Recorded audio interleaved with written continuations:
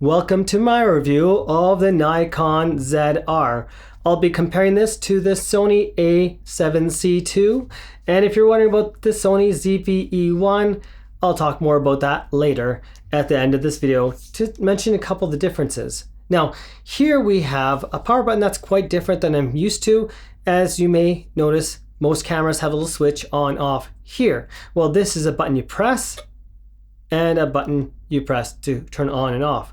So that's one thing that's kind of different about this versus a regular camera, so note that.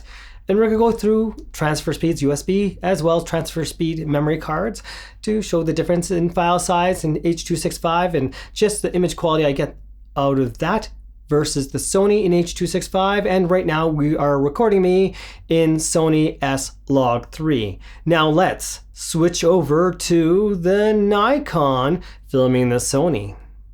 This is the first time I've ever color graded red raw, and I'm at 800 ISO and my shutter speed is 50. Let's show here the Sony A7C II.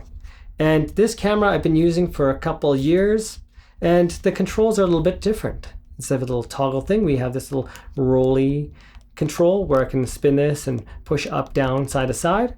And the on-off switch is more like a regular camera where we flick it on and it goes on and we flick it off.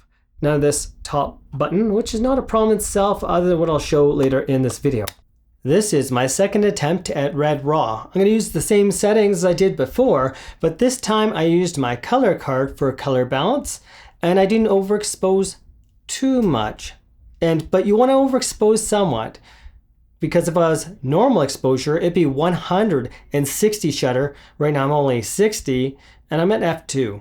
So this is how it looks. Now when it comes to red raw, you want to overexpose somewhat, like you want to allow more exposure because you'll get noisy footage if you have to lift the dark tones. Now if you can lower the dark tones, you'll get nice footage. None of this is denoise. So note that one, no denoise happening here. Now let's move on. Either way, H.265 is far smaller file size while being extremely good quality. So let's get to it. Nice.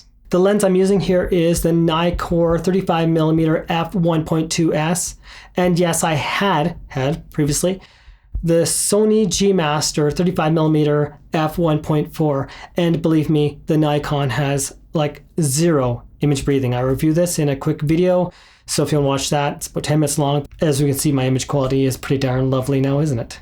I'm at f1.8 right now. Now let's get to this review. Now let's get started. Sparky Studio. Yeah. Right now you're viewing me through the Nikon ZR. When it comes to recording, I always record at 29.97 frames per second. This way I can slow down my frame rate slightly. On the Sony camera, you can't do 29.9 frames per second in H.265. Thanks a lot, Sony. And yes, it's stupid. I'm gonna do a quick test using this SD memory card in the Sony, about as fast as it gets is 300 megabytes per second, versus this one, which is also pretty much as fast as it gets, which is 3,600 megabytes per second. Just to show the difference in file size, both are gonna be recording at 4K H.265 24 frames per second to make it apples to apples. So let's get this started. I'll be recording for about 5 minutes and I'm gonna see how long it takes to transfer files. Here we have the Sony at 3.75 gigabytes versus the Nikon ZR at 6.31 gigabytes. Let's go to details on both of these. We can see that they're both 5 minutes 10 seconds, 5 minutes 10 seconds, both at 4K. We'll see the data rate is drastically different. Here's the Sony and here is the Nikon. The frame rate you can see is identical. The bit rate of audio, being that it's 32-bit float in the Nikon, because what I would use otherwise, is definitely higher in audio, as we can see right there. So file size for the Nikon is almost double. When it comes to memory cards, let's have a look at the Sony A7C. It is on the side of the camera, making it easy to eject. However, if we take a look at the Nikon, it's down here. I have the Nikon ZR connected to an entry-level fluid head, and this is a proper video fluid head so you can actually pan, tilt properly, nice and smoothly. And I can't take out the memory card. Why might this matter? Well, let's test out the speed of taking video files from the camera of the Nikon versus the Sony. Of course, I could eject this off of here, but the point is convenience. Convenience, my friends. But the point here is just the fact I can leave it on the tripod versus having to remove this from the tripod and have everything in place and just ready to shoot again. If your computer doesn't have a fast USB port, you're just not going to get fast speeds. And if you're using a spinny hard drive rather than M.2 NVMe of high standard, you're not going to get the full speed as well either. So keep that in mind. So let's get to it. Now, starting with the Sony, we're copying over a file.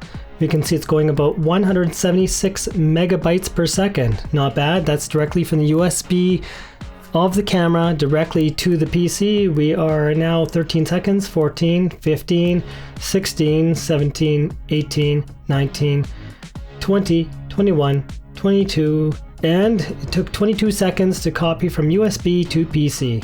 Now we're at the Nikon and we're going to copy that file and let's paste it on, and we're at 1 second and 2 seconds. And for some reason when copying from the Nikon, it's not showing me the data rate of the copying, but I'm taking it, it's about maybe twice the speed because the file sizes are about twice the size. So it's now 15, 16, 17, 18, 19, 20, 21, 22, 23 seconds to copy the file.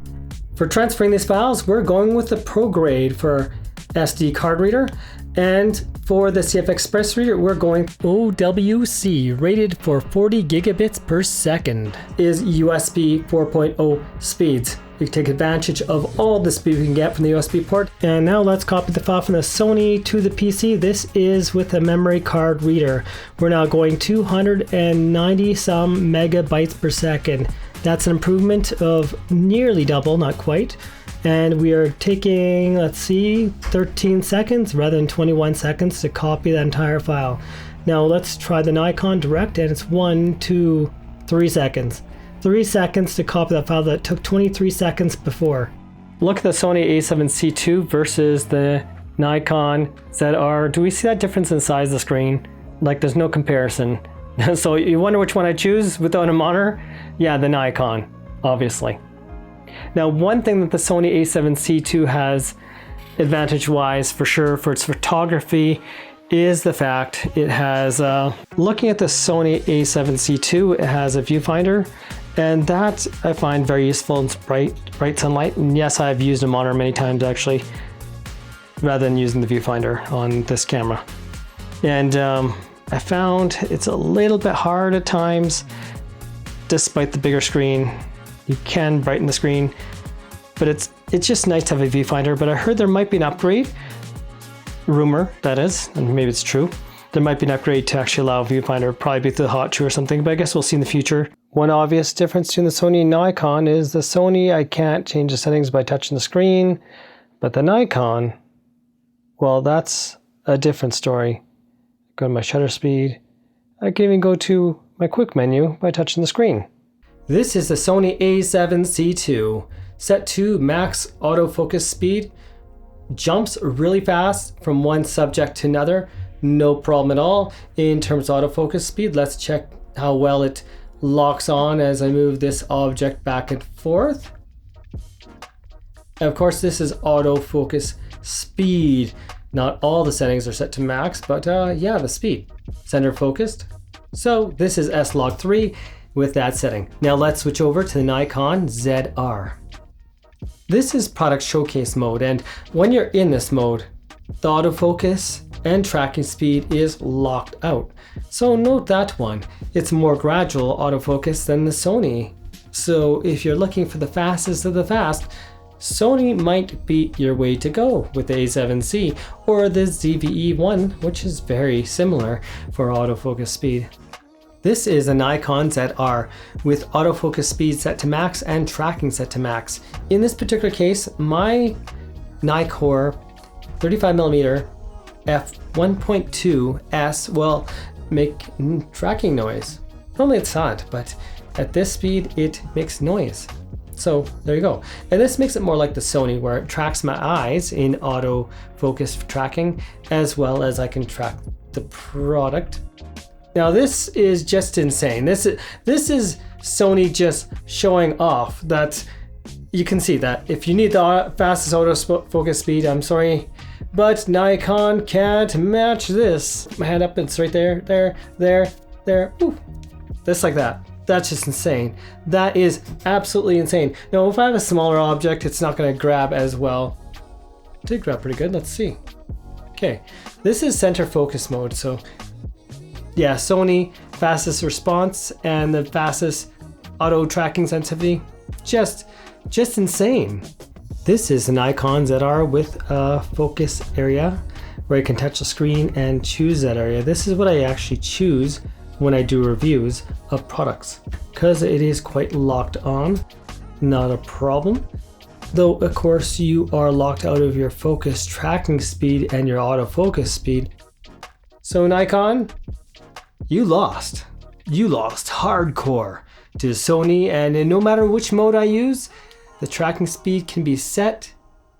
So Sony wins in terms of autofocus usability and in pure speed. Is there a reason you might want Nikon's autofocus? It's more movie-like, almost like someone's recording you and focus racketing rather than being super punchy here and there. This is way faster, this memory card. The color science is better. The screen is bigger. 32-bit float is better. But the initial setup you're going to have on the Nikon ZR is going to be driving you crazy probably. If you're coming from Sony, if you're coming from Nikon to Nikon, this might be, yeah, I understand it. Before we continue, remember to like, subscribe to Eric's Studio, help this channel grow, and don't forget to hype this video as well as other videos on this channel and help this channel grow so we can get more information that's unique out like this. Now let's continue on. When it comes to Nikon ZR, out of the package, there are a bunch of ridiculous settings. Right now, I've pressed the button, we can see the menu, which is not a problem, but as soon as we pull the screen out fully, you notice that flicked off? Okay, now I can't press any menu button. Let's say I need to change my f-stop or something, nothing works. Nothing works except for the touchscreen. The point here is none of the buttons are gonna work. Nothing, until I move it either back. See, now it's gonna work. Now I can change my f-stop all again, or I can simply change a setting. So this is one of those annoyances you're gonna have when you first get the camera. I can't go by any menu again, so now I gotta do this. Flip the screen out, go to self-portrait, turn that off, and now I can actually use the menu again. So see, now it works. I can use my menus, I can change my f-stop just by changing that setting. Who thought that was a smart idea? I don't know, but yeah, that's one of the experiences you're gonna have. Right now we're on photo mode, and watch what happens when I press the screen. Instead of focusing where I want, it's gonna take a picture. It's gonna take a picture that should be in focus. So most of you will wanna go to the touch options. So let's go back, that was F4. So if we go to the pencil menu, we go controls, F, and F4, customize touch controls, and we'll go down to touch autofocus.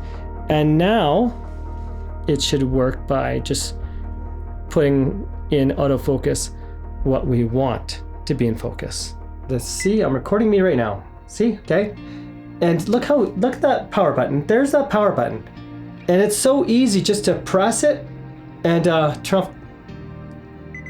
There, okay, so I turned off the camera. If you were doing professional recording in a professional setting and you lost your video, what do you think would happen? Do you think it would be called ever again? Okay, the video is in here, but I mean, I just stopped recording, so I'm not gonna have a continuous shoot. But the lovely part, yes, it's still there. What Nikon needs to do, which no firmware exists yet to fix this yet at this time, is they should make it so you have to press the button maybe for like 3 seconds before a power off, or make it that you have to stop recording before the power button functions. The camera's set back here. You'll probably never have to worry about that, because if you're going to the camera, does it really matter if you press stop recording? Probably not. So we got to consider that. That's only mostly if you're behind the camera, you're doing like this type thing, and you press that power button by accident and you stop recording. Now that I goose fraba and calm down, let's go to other things. The startup time on this thing is absolutely amazing. You press the button, it's on. You press the button, it's off. It's stellar. In fact, I don't even have the memory card in here. I just have a micro SD card in here. It's just nuts that I can use this. One place the Sony A7C or the ZV-E1 wins is stabilization. When handheld, it's a lot smoother than the Nikon ZR can be because you have active stabilization built in, and the A7C, this is a firmware update that allows you the same active stabilization, so you get nice smooth movement. I just like also the Nikon, how sharp it is in terms of image and the quality. This is H.265 right out of camera, just a standard profile. I like the image quality and the color science a lot more on the Nikon, and that's kind of my go-to camera now that I'm used to this camera, because the image quality it's just amazing. It just has a different feel to it than the Sony. This K&F Concept FH-03 pans nicely but does not tilt fluid at all, and I can use this to still remove the memory card just like so. So that's an option, and of course self-purchased. So you may have noticed when I showed the Nikon ZR, this was missing from the bottom. It actually allows you to eject it, which is pretty cool, but I would still prefer like the Sony where I have a little insert that I can take out so I could put a dummy battery. Some people are just against using dummy batteries, which I don't blame them because it's not as, I guess you can say, as comforting. With my Nikon ZR, what I'll mostly be doing is what you see here. Power delivery USB to the camera. I won't have to worry about dummy batteries. Neither will you if you do it this way. Fact is, lithium-ion batteries, it's not recommended to leave the charge at 100% at all times. So keep that in mind. Here's one thing that blows me away about the Nikon ZR. I'll go to the menu, I'll go down to that second last menu, go to USB, and I go to streaming, USB streaming. It's enabled that fast. That is how easy it is. There's no reboot needed. It just set to streaming instantly. Set up your USB to your PC and let's do a little bit of video streaming just so I can show the color options for this camera. This is a test of streaming mode, USB connected to the PC. How am I coming through? The audio you're hearing is from the Nikon digital hot shoe with the Nikon audio shotgun connected. Can you change your settings while using this? Yes, I can change my shutter speed, I can change my aperture. It works like you're in the camera before recording. Yes, autofocus works as well. And let's go to color profiles. Right now we are in standard color profile, and let's change. This is neutral color profile, vivid, monochrome, flat monochrome, deep tone monochrome, portrait, rich tone portrait, landscape, flat, dream, morning, pop, Sunday, somber, dramatic. Is this more dramatic? Silence, bleached, melancholic, pure, denim, toy, sepia or sepia, whatever you want to call it, blue, red, pink, charcoal, graphite. Now this reminds me of Sin City, so if you're making a movie and you want some high contrast black and white. Now this one's kind of freaky. Binary. Carbon. Sign bias red. Auto. And the one I usually use is standard. Here's an important question. Can you use the Nikon ZR for photography just like I can use my Sony A7C II where I actually got paid for doing photo work? Well, here's some photos you see. And one thing to note about this is you might wonder, were these raw? Did I edit them? Not a single piece of editing, no editing whatsoever, no color balancing, no color card. I simply chose cloudy or whatever the weather was, preset in the camera, zero editing. Zero contrast, nothing. JPEGs, straight out of camera. With the Nikon ZR, we are doing R3D again, red raw. With the Nikon ZR, we are doing R3D again, red raw. And when it comes to photography, would I use the Nikon ZR for professional setting? Sure. The colors balance really well without doing any editing, which was impressive. In terms of my Sony A7C II, a lot of time I found there was a magenta shift or a color shift. Either would work for professional photography. However, the Sony ZV-E1 is a lower megapixel of only 12, which may limit you for doing professional work. Readout speed, Nikon ZR versus Sony A7C II. In the Sony, I'm gonna have to choose H.264, and in the Nikon, I'm gonna choose H.265 because I wanna do 29.97 frames per second to get better results. The more it swings, the slower the readout speed.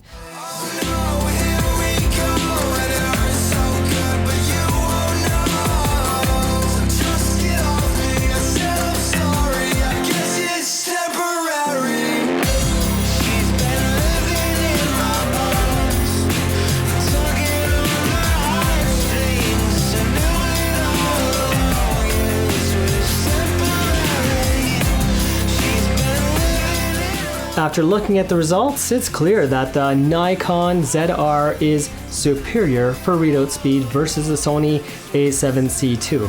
Backup recording itself is pretty darn major and very useful, especially when you take out your main memory card. As long as you have H.265, you can still record to our little teeny little mini. Okay, this is SD card size. Let's see if I can get that focused.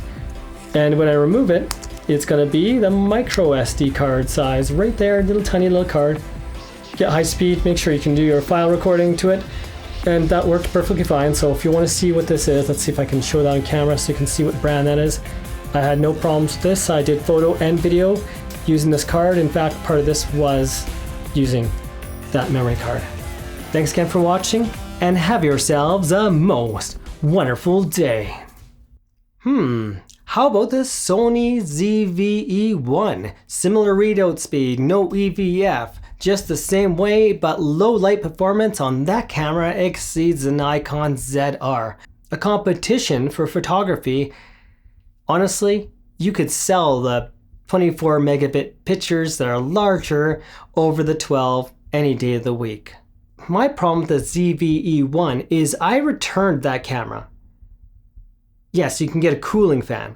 Wait, why am I going to the cooling fan part? It overheated on me and shut the camera off despite it being set to high temp several times. In fact, 2 times I was recording myself, and that is 2 times too many. The Nikon ZR, even after 2 hours recording, has never, not once, not even with the included battery installed and having power delivery, has it ever overheated on me.